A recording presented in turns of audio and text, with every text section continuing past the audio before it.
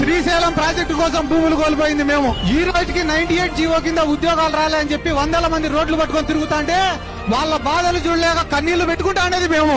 ఇంతమందికి నీళ్లు ఇచ్చి ఇన్ని భూములు ఇచ్చి ఈ రోజు మా ప్రాంతంలో నిలబడే ప్రాజెక్టులు ఎందుకు పనికిరావంటే మాట్లాడే వాళ్ళు మా నియోజకవర్గాలలోకి వస్తే చెప్పులతోటి చీపుర్లతోటి ఖచ్చితంగా తంతామని కూడా చెప్తున్నాం.